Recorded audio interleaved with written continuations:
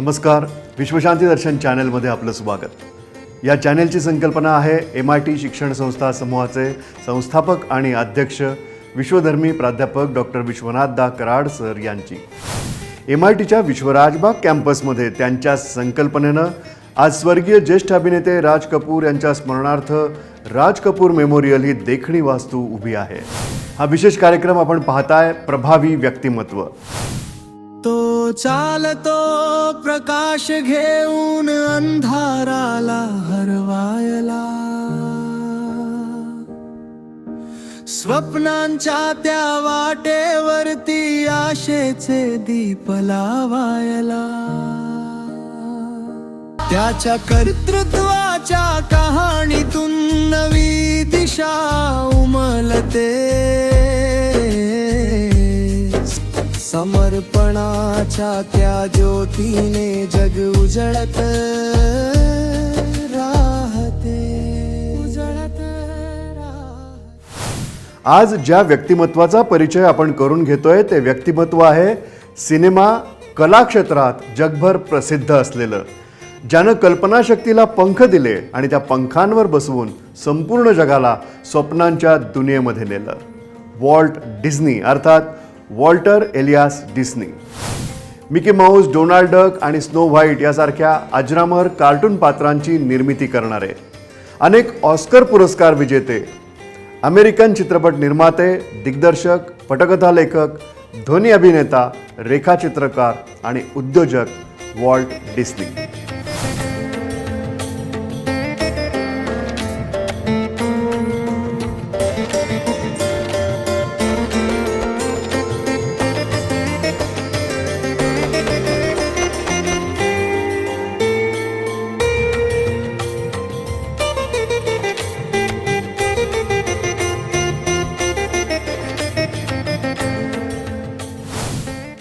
Walt Disney यांचा जन्म 5 डिसेंबर 1901 तर मृत्यू 15 डिसेंबर 1966।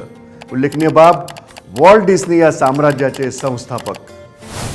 शिकागो इथं एका साध्या कुटुंबात जन्मलेला हा मुलगा लहानपणापासूनच स्वप्नाळू, हातात पेन्सिल होती आणि डोक्यात कल्पनांचा अथांग सागर। त्यांचे वडील शेतकरी होते, त्यामुळे त्यांना लहानपणापासून मेहनत करण्याची सवय लागली।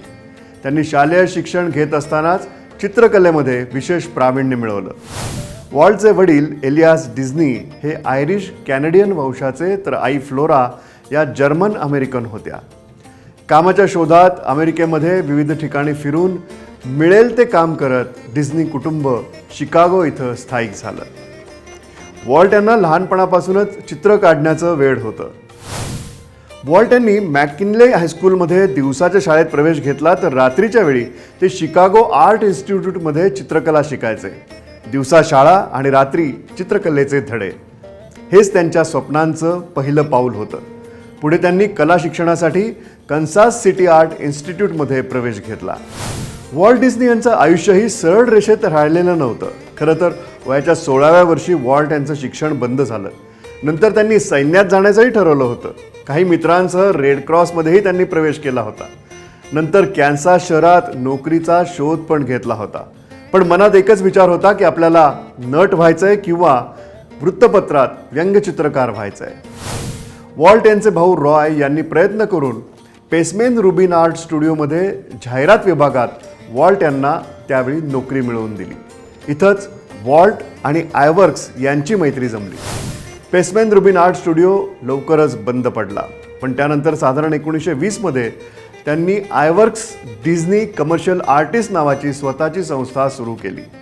पण व्यवसाय करणं दोघांनाही जमलं नाही। दोघेही कॅन्सास सिटी फिल्म अँड कंपनीमध्ये दाखल झाले।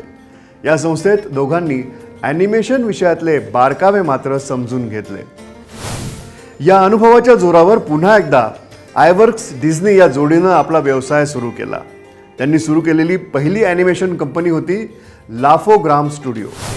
डिस्नी यांना सुरुवातीला अनेक अडचणींना सामोरं जावं लागलं। वॉल्ट डिस्नी आणि आयवर्क्स यांची पहिली मालिका लाफोग्राम सुरू झाली। ही मालिका प्रदर्शित झाल्याबरोबर खूप गाजली, पण धंद्याचा अनुभव कमी पडल्यानं याही वेळी स्टुडिओ बंद करावा लागला। पण त्यांनी हार न बांधता हॉलिवूड इथं नव्यानं सुरुवात केली। याही बंधू रॉय डिस्नी यांनी मदत केली. पैसा जमवून दिला, त्यामुळं डिस्नी ब्रदर्स नावाची संस्था जन्माला आली. या ठिकाणीच अनेक गाजलेल्या व्यंगचित्र मालिका तयार झाल्या. त्यातली विशेष गाजली ती ओस्वाल्ड रॅबिट नावाची मालिका गाजली तरी त्यावेळी ॲनिमेशनची क्रेज सुरू झाल्यामुळं पुन्हा अडचणी आल्या. त्यानंतर वॉल्ट आणि आयवर्क्स यांनी सुप्रसिद्ध युनिव्हर्सल पिक्चर्सशी एक करार केला. तिथे ओस्वाल्डची दुसरी मालिका गाजली. मात्र मालकी हक्क डिस्नी आणि आयवर्क्स यांच्याकडे नव्हते. शेवटी वॉल्ट डिस्नी यांनी आपल्याच स्वतःच्या स्टुडिओत नवी चित्रमालिका तयार करण्याचं ठरवलं. 1928 एक छोटंसं पात्र, एक उंदीर आणि त्यातून जन्म झाला मिकी माऊसचा. त्यांनी मिकी माऊस हे पात्र तयार केलं आणि हे पात्र जगभर प्रसिद्ध झालं. त्याची कहाणी अशी होती. वॉल्ट डिस्नी यांनी कॅन्सास स्टुडिओत असताना सहज म्हणून एक उंदराचं चित्र काढलं होतं. त्यावर आयवर्क्सनं थोडे बदल केले आणि या चित्राला नाव दिलं मॉर्टिमर. मात्र वॉल्ट डिस्नी यांची पत्नी व्यंगचित्रकार लिलियन बाउंड्सनी नाव सुचवलं मिकी माऊस. मिकीचा पहिला मूकचित्रपट होता प्लेन क्रेझी, पण पुन्हा दुर्दैव आड आलं. मूकपटांची मागणी त्यावेळी कमी होत होती. प्लेन क्रेझी प्रेक्षकांनी पसंत केला नाही. मात्र स्टीमबोट विली या चित्रपटामुळं मिकी माऊसला पुढे मोठी लोकप्रियता मिळाली. हा आवाजासह ॲनिमेशन चित्रपट होता.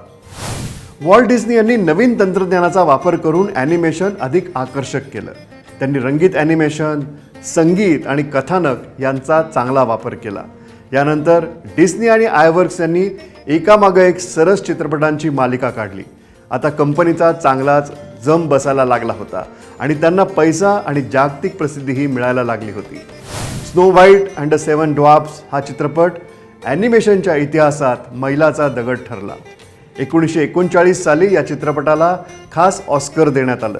त्यात नेहमीची ऑस्करची प्रतिमा तर होतीच आणि त्याबरोबर ऑस्करच्याच 7 बुटक्या प्रतिमा होत्या.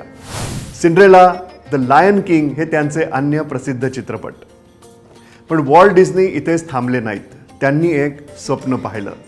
एक असं ठिकाण जिथे कल्पना प्रत्यक्षात उतरतील, जिथं मुलं आणि मोठे दोघेही आनंदानं हरवून जातील. आणि 1955 मध्ये उभं राहिलं डिस्नीलँड.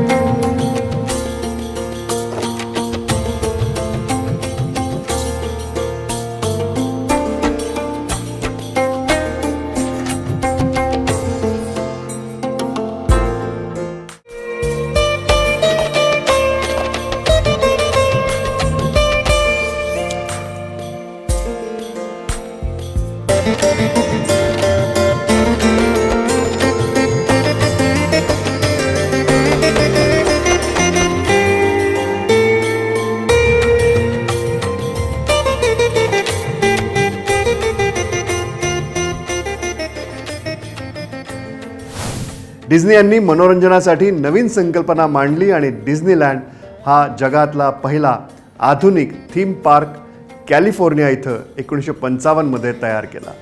नंतर वॉल्ट डिस्नी वर्ल्ड ही मोठी मनोरंजन सृष्टी उभी करण्यात आली. 1966 सालाच्या शेवटी वॉल्ट डिस्नी यांना ट्यूमरचं निदान झालं आणि 15 डिसेंबर 1966 रोजी वॉल्ट डिस्नी या स्वप्न जगणाऱ्या कला क्षेत्रातल्या उद्योजकाचं निधन झालं. वॉल्ट डिस्नी यांनी एकूण 22 अकॅडमी अवॉर्ड्स जिंकले आणि 59 वेळा नामांकन मिळवलं.